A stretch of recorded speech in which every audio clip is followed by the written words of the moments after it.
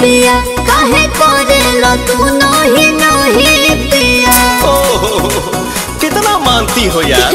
हता न मन पुता जाइब मोटाई हो दादा। मुँह छोटा पर कैसे घोटाई हो दादा। अरे आई हो दादा, अरे आई हो दादा। तमे हरी मिलल बिया हमारा के गाई हो दादा। दोनों बेरा तू बना के पीहा चाय हो दादा।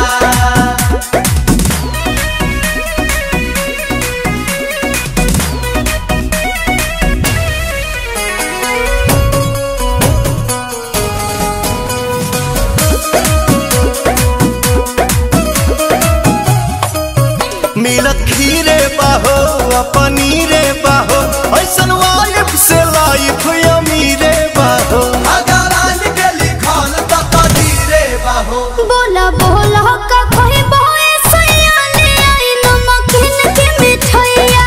थोड़ा चटनी भी तहर चुमा लगेला मिठाई हो दादा। भौजी फेर भइला सब हलवाई हो दादा। अरे आई हो दादा, अरे आई हो दादा। तमे हरी मिलल बिया हमारा के गाई हो दादा। दोनों बेरा तू बना के पीहा चाय हो दादा।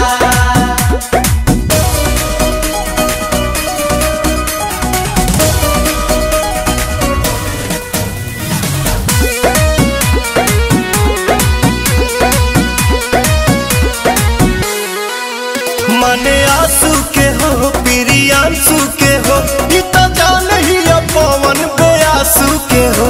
रोजे गोड़वा दबावे सासू के हो। पिया आई था कौन बने गवा लगाई दी दिल गमकवा। अच्छा हाँ जी बेलू मोहब्बत के दौरत भगाई हो दादा। हर बोलिए लगेला दवाई हो दादा। अरे आई हो दादा, अरे आई हो दादा।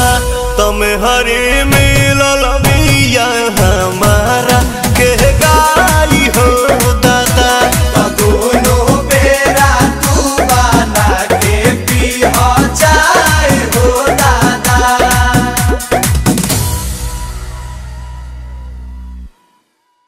अरे आई हो दादा, अरे आई हो दादा। तमे हरी मिलल बिया हमारा के गाई हो दादा।